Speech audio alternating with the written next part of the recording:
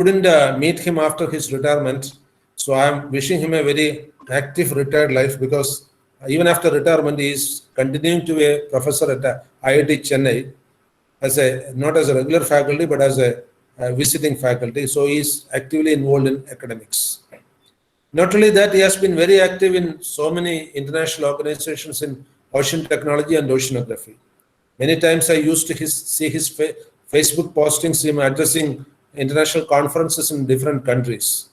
So he is well known, and he has done some extensive research on Vizhinjam also. His team was very active at Vizhinjam before the port idea was taken up. So he is a well-versed researcher. As a student, we were close together because we have done our BTech in the same batch.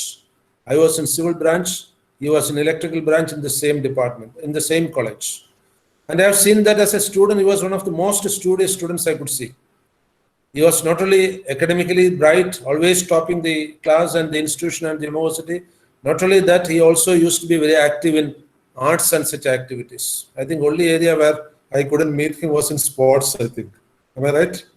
But all other activities, you were very active. I still remind, and I'm happily reminiscing those days where we were students in the late teens and early 20s. I'm happy that we could associate again after your retirement and my retirement. With this few words of introduction, I feel it my privilege to welcome Dr. M.A. Atmanand to deliver the valedictory address for this 2 weeks Universal Human Values Program.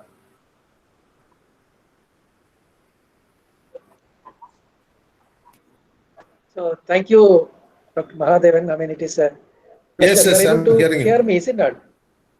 Okay. So it's really a good introduction you have given. I mean, I was suddenly taken to the old days when we were in, as an 18-year boy. We both and many others together, how we were at the NSS Engineering College and all. Thank you so much for the introduction.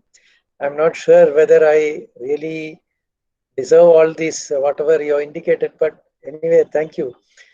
And also, thank you for inviting me for this valedictory function.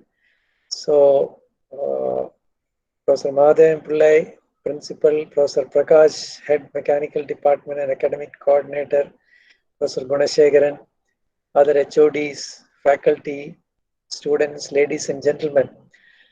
It is really a pleasure to have this type of function, because I could gather from the introductory talk that this has been mandated by the AICT to have such a introductory, or rather a sort of orientation program, which was not there when we were studying. We never had such a program. We just came in, and those days used to have a good dose of ragging. That was the thing which we used to remember whenever we think of getting into engineering college. And we just like that, we went ahead and we came out. But it's a good to have this type of program wherein we are able to see the or rather to identify what are the other factors which develop a student to a finally an engineer. That too, the topic which you have indicated is quite unique. It says universal human value. So I am not going to just give a unidirectional talk. I know that due to bandwidth limitations, I am not able to see the face of the students, but at least you will be able to reply, some of you, if I ask something. I mean, I feel that we should have some interaction. At least one of you, please tell me, you had a week's program. What did you understand by universal human value? Just one of you, please tell. Anyone? If nobody says, I will just, I'm seeing so many names, I will ask them to speak. So it is better that somebody takes an initiative. Nobody is speaking. Is it, the organizer has muted everybody? I mean, can you just allow somebody to speak, or it's not possible? Okay, I will ask somebody to speak. Somebody is putting it in writing here, but I want that to be spoken. That was the boy who mentioned was, I think, Sharath Kannan. Sharath Kannan, please speak out so that let everybody listen. They can unmute themselves, sir. They can unmute. Okay, Sharath Kannan, please speak. I did not show its exact, but I can say that it refers to some values we should own being a human. You Is it should clear? be humans, is it? Yes, yes, sir, yes, sir. I see. Okay. Anybody else? Any other thing which you understood?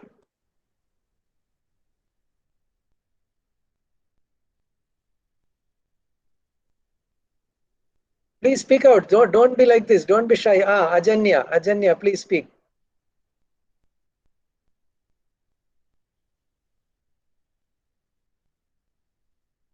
You raised your hand, no? You can please speak.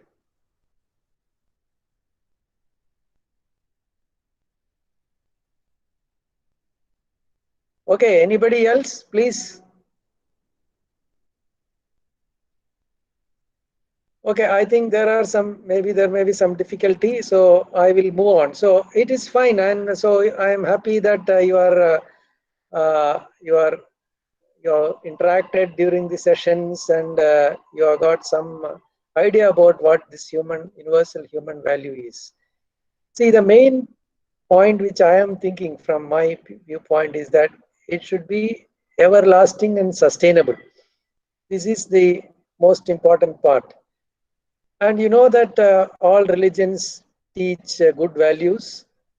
And even if you do not believe in any God or do not practice any religion, there are no issues. It is fine. Because truth is God, as Mahatma Gandhi has said. So if you are truthful, you are God. I mean, that's what he says. So honesty, truthfulness, sincerity, all these things are the qualities to be imbibed. There is a joke that somebody was given an award for honesty. That's really a joke, because see, you have to be honest always. It's not that you give an award for being honest and give a special mention. So that should not be the case. That should be your whole life. It should be an honest life. Now, what I thought was, I will take you from now till you get a job and go into your career. I will take you through some points which really respect universal human value. And these are basically based on my experience all these years. And I hope it will be of use to you.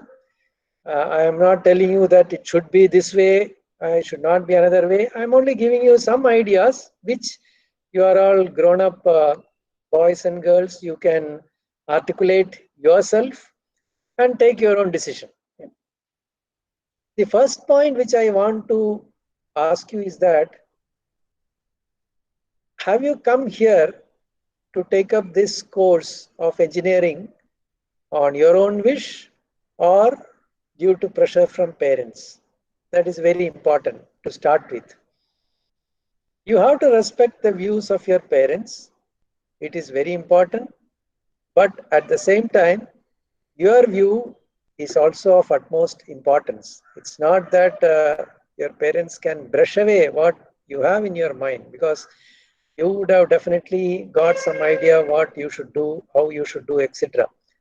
So that is a human value, which is respecting others' wish.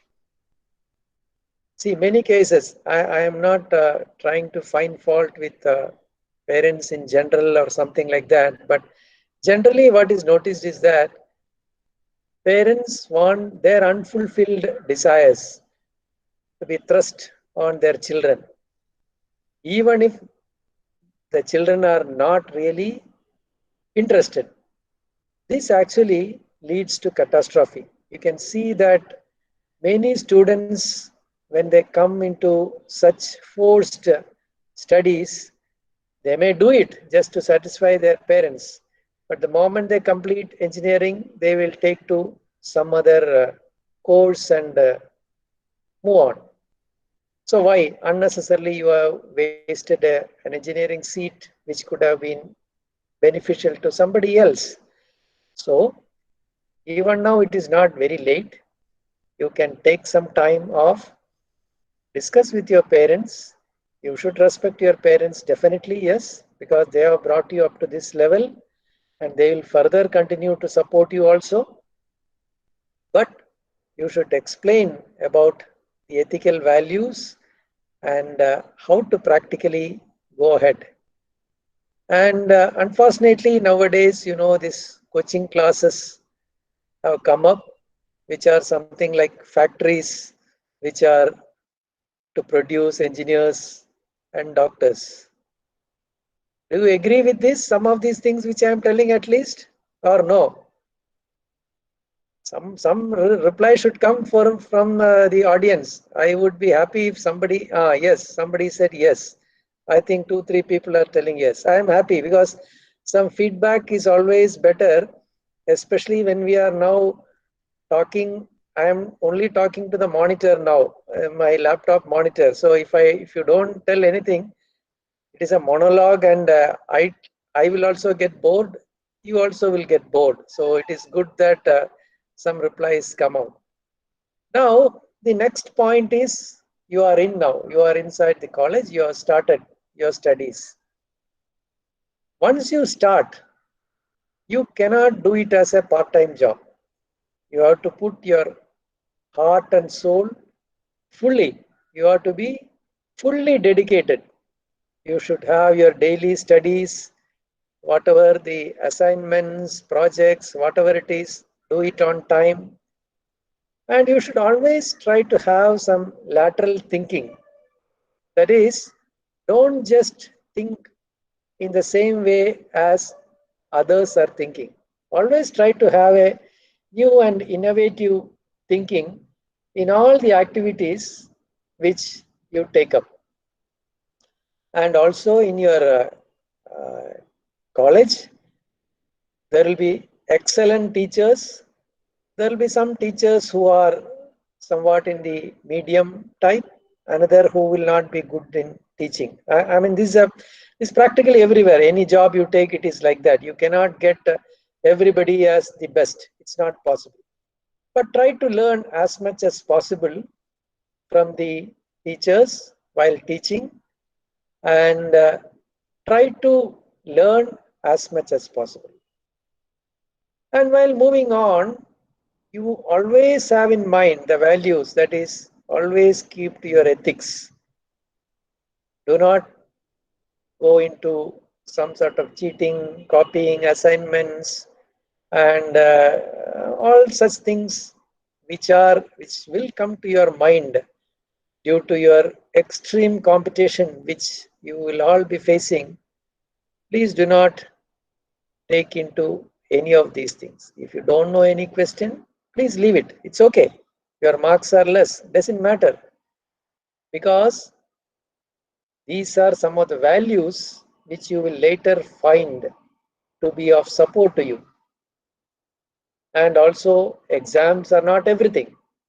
It is important. I am not telling that ignore the exams and just while away the time. No. Do well, but that is not the only thing. It is not that if you get only top marks that you will do well in your career. Definitely it is important, but that is not the only thing. There are so many things like an overall development. Like Mahadevan was telling about sports, arts. I will come to that a little bit later. All these things are required to be developed when you are in the during your college. But one thing is, there is a small difference between our Indian system of teaching and the West. Even though we may talk so many things about the West, we have to learn good things from them also. The system there is oriented towards a career and a job, and not just on getting marks and coming up with a degree. That is not the only thing. So keep that in mind. Now I will go to the extracurricular activities. As you know, that sports is one of the important aspects which you all should be active in.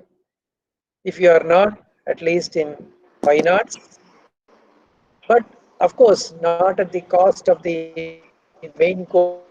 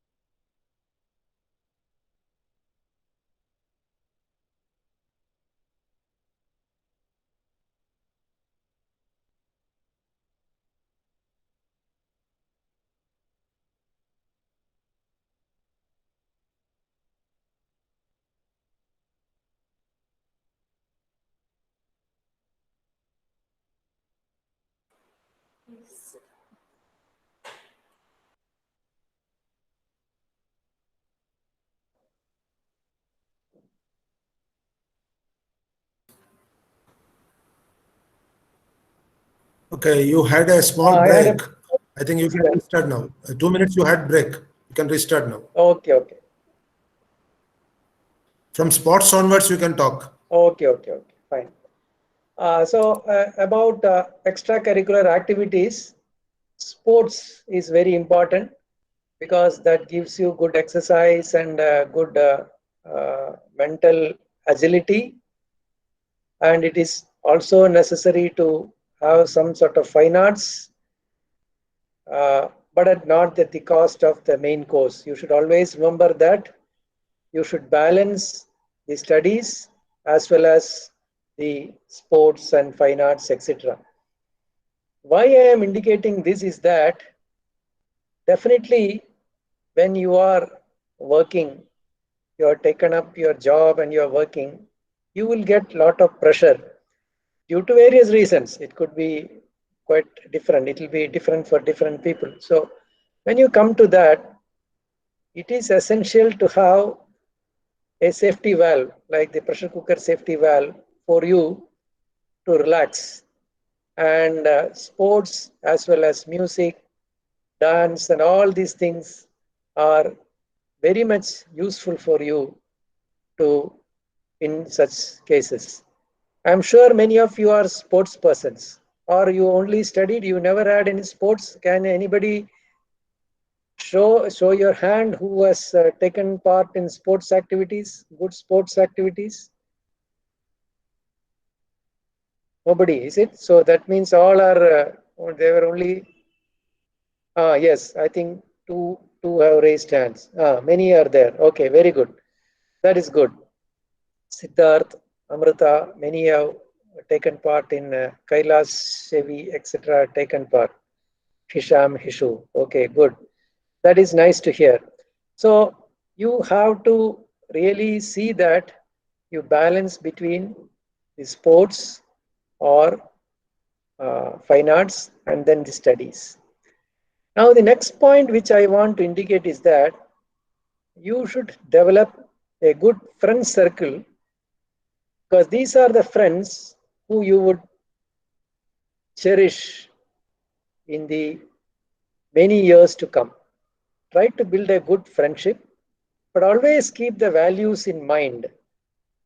It's not necessary that those who do not respect the values, you should fight with them or anything like that. Have a friendship with everybody, but maybe those whom match with your values, they become close friends.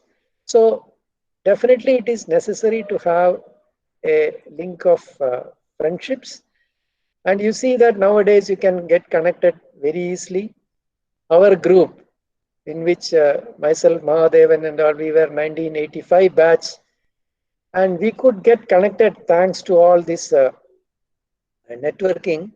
Only after 23 years of leaving the college, we could start connecting together. And you see that these 23 years, we were all fully unconnected. We did not know the whereabouts of anybody. Unfortunately, even some of our batchmates had passed away. We did not even know that.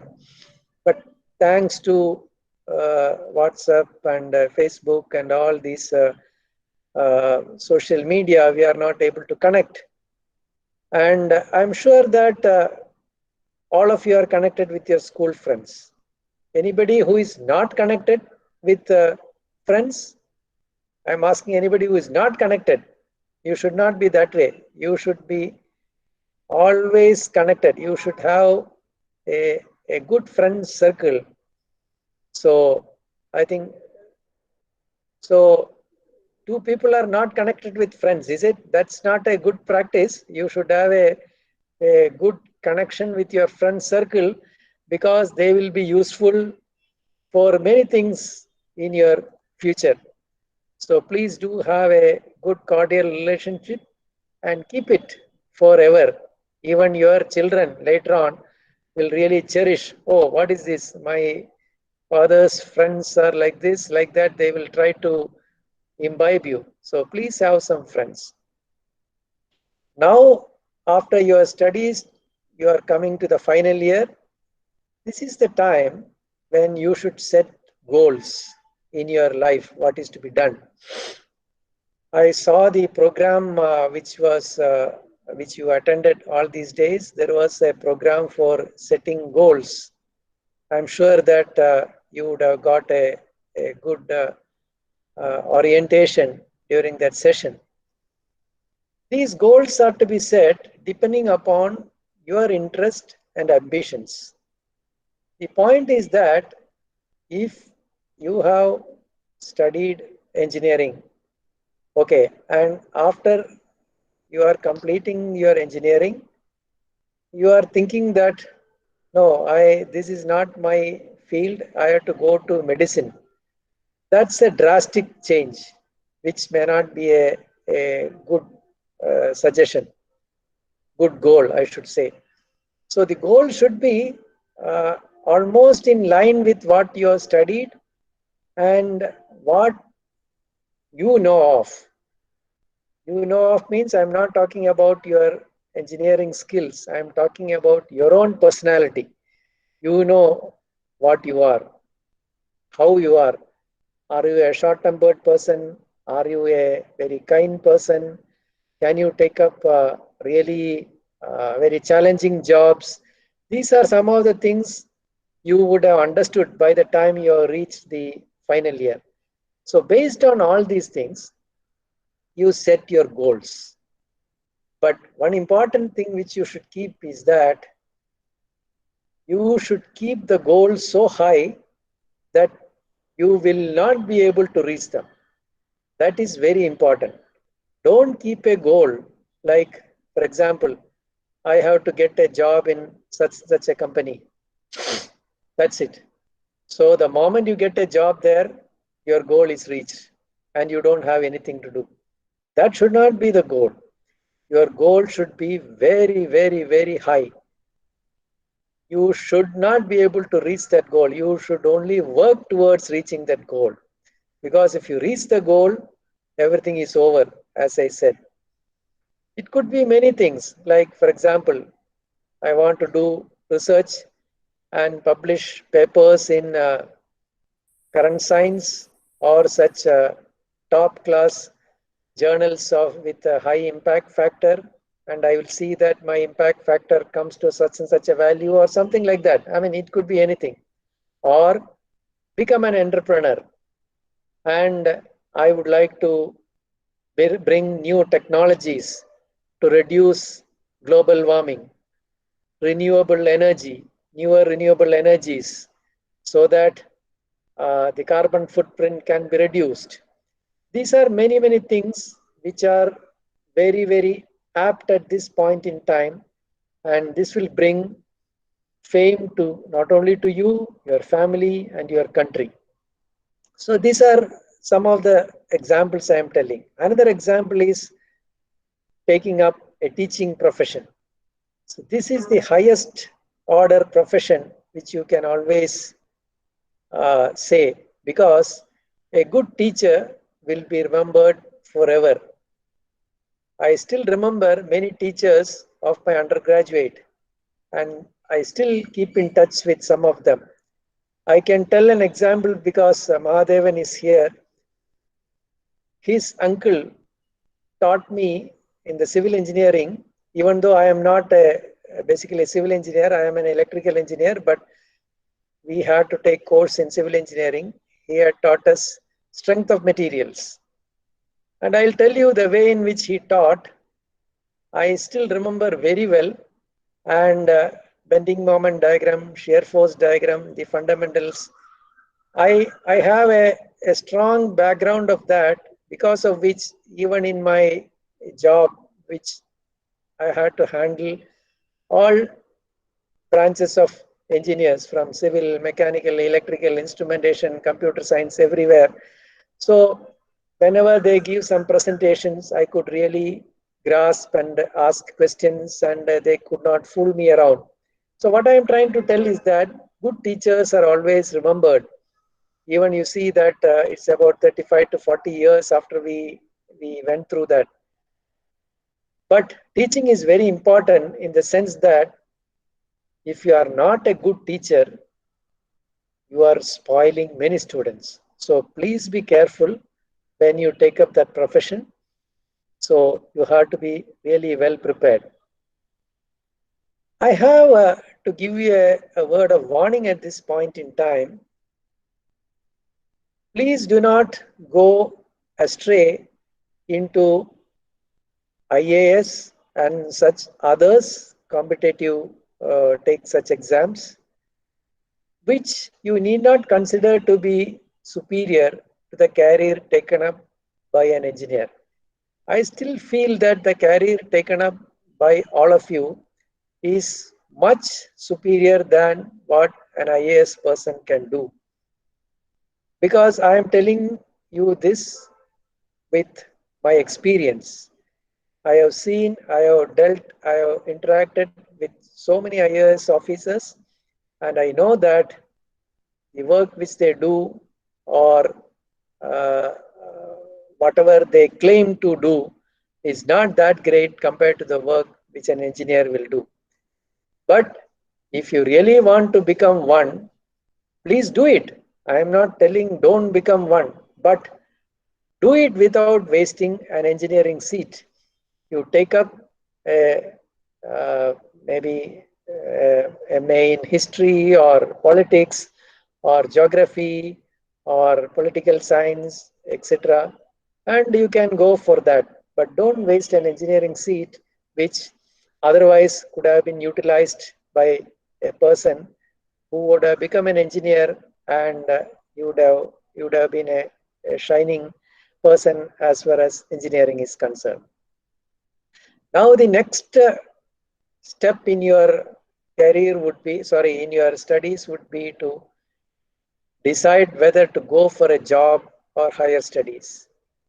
Both are equally good. There is no issue. Don't go for studies, masters, just because you did not get a job.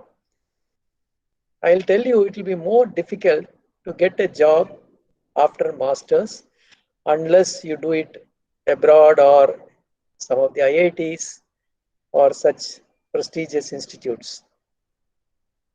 You know that when you do masters, you become narrow. Your area of studies become narrow, and you may not get a job which a graduate where an organization is looking for a graduate. But whatever you decide, that is fine, but do it at the highest level. I have seen many who want to do higher studies.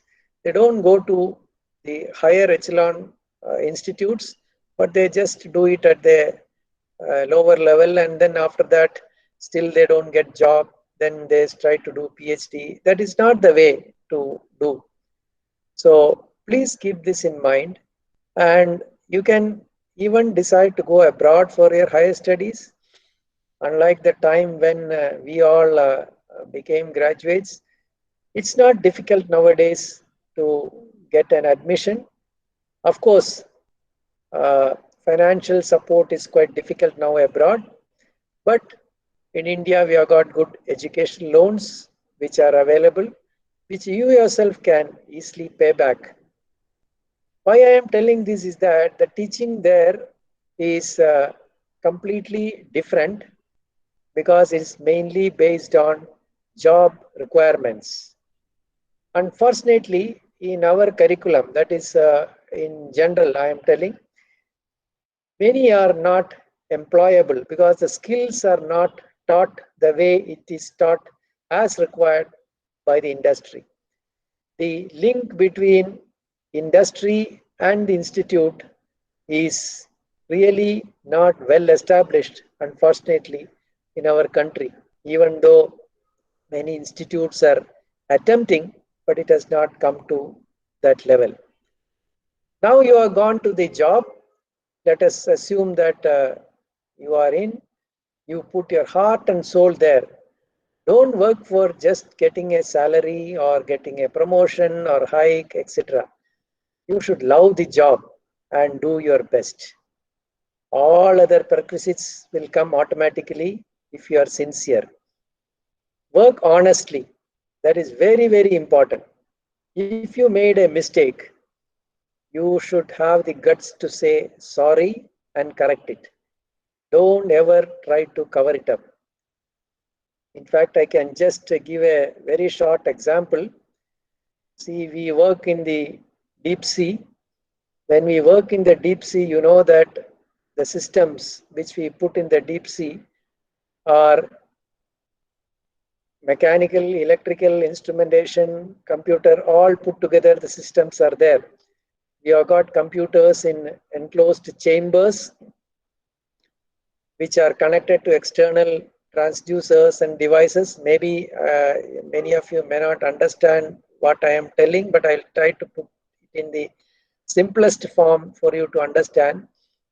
In this case, there are various seals which we have to put so that water does not enter. You know, we work at 6,000 meter water depth. You know, the pressure there is 600 bar. It is 600 times the pressure that is available here. So the seals are to be extremely well designed and assembled also perfectly with O-rings, etc. It should be cleaned well. There should not be even a human hair by mistake there. If there is a human hair while it is being tightened, through that water can enter and the whole system can get into a catastrophe. So you have to do it extremely carefully. You have to keep note of the O-rings which you have put. You have to put tick mark. There are very standard operating protocols to do that. Suppose in this, one of the persons, of course, one person will do, another will check and another will recheck. There are various ways of doing it. In case somebody slips in this and he knows that he has slipped, and if he doesn't tell that before the actual system is launched, When it is launched, water will enter and there will be a heavy short circuit and the whole project will go for a toss. Multiple tens, lakhs or even crores of money will be wasted. And if you had told that before the launching was done, sorry, I don't think I have put an O-ring in this particular thing. Immediately, the launch could be stopped. You can take out, correct it, and put it, and everything will work. So this is what I am trying to tell you, that you have to be thoroughly honest, and if you have a mistake, please inform that.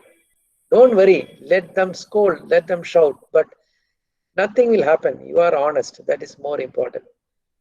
And when you are working in an organization, you will see many things, and some of them may not be to your liking. You may feel that the organization is not doing the right thing. It may be right. You may be right. I am not telling you are wrong. But my opinion is that there is no point in trying to fight with the organization. You can tell them, explain to them, say this is not right. It should be the other way. You can explain. You have every right to do that. But they are not in a mood to listen to you, and they are still going on the way they like, which is not according to your liking. Do not fight, because invariably you will be the loser, especially if it is a government organization. Try to find a better organization and move on. Go to a better organization which you like and move on. And when you are working, do not get into any of these internal politics, backbiting, unethical practices to move up the ladder, pushing your friend and move on. Only do sincere and dedicated work. It will definitely fetch you results for sure. You should also have good friends in the office circle, but you have to be a bit careful, because the friendship should not be too intimate that it will start affecting your office work. So this you keep in mind. Soon then you will come to the next stage. I think with that I will stop. That would be, you will start your family, and it is a good point to share your office problems with your spouse. It is a good way to move on when you have a lot of tensions at office, because if you share, your pressure will come down. And spend time with your family. Don't just keep on working all 24 hours. Your parents, spouse, and children are all important. You should spend time with them, because when children are young, it is important that they need you. They also, you need them, they also need you. So enjoy both office and family and be successful. And I would also indicate that many of these things, as I told you, are from my experience. And if you feel comfortable, you can use this for your own purpose. Otherwise, it is okay. It is fine. You can just leave it also. It's fine for you. But you should decide it yourself. Now, I am happy that this particular theme is introduced to the young students. These values are quite important. The students of Ahalya, I feel that they are really blessed to have this type of orientation program. And I'm sure that all of you will get motivated by this program and come in your studies, and you can come up in your studies and future career. Let me also tell you that some of these aspects which I told you here, we have in Mahadevan. He is a very good orator. I think that you should be aware by now. Lot of debates he used to participate in college, and both in English as well as Malayalam. I used to listen. I am not a good participant in debate, so I could only be a a listener. So what I am trying to tell is that these are the things which in general you should imbibe from your teachers and your friends.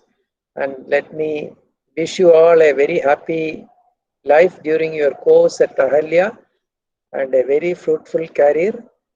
Let me thank once again Mahadevan for giving me this opportunity to speak to all of you. And let me also thank Professor Prakash, Professor Gunashegaran, HODs, and all the other faculty and the organizers for giving me this opportunity. Wish you all a very happy new year. I hope that you all keep safe during this COVID time. So wish you a very happy new year. Thank you. Namaste.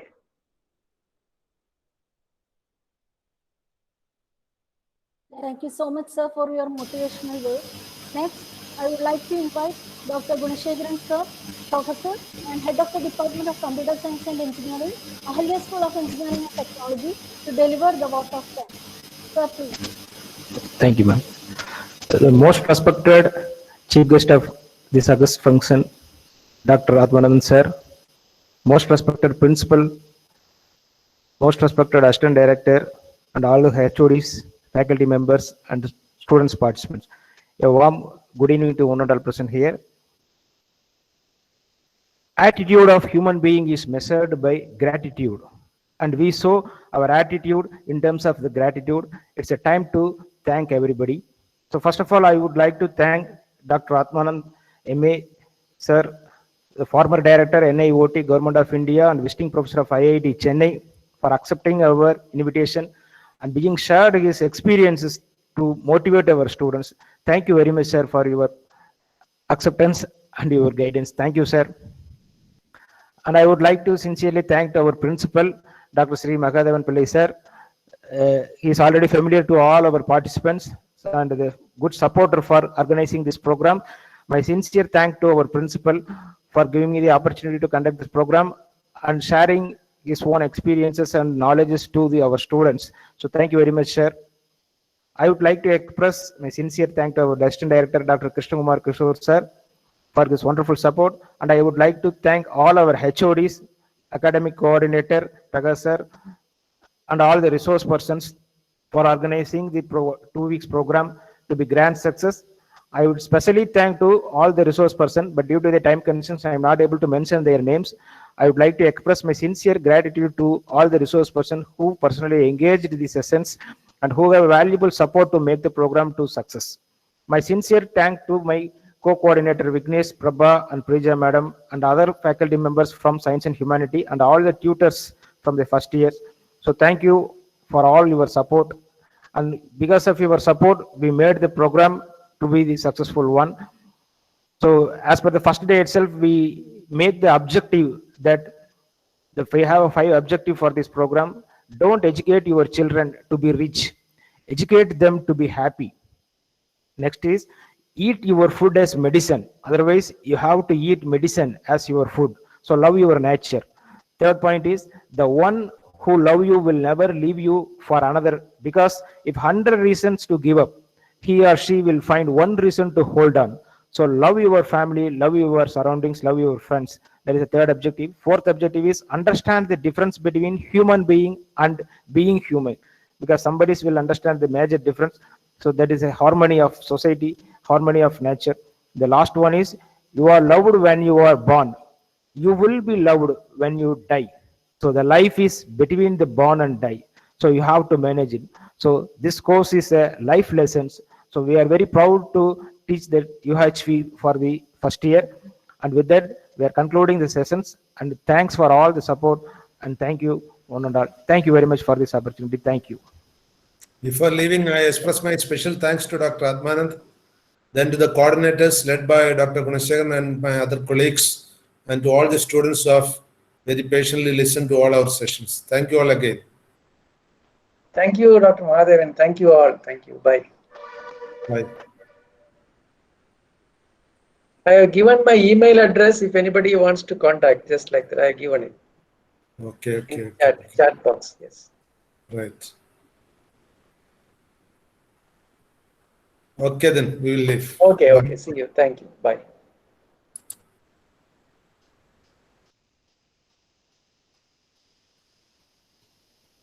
Okay, thank you all.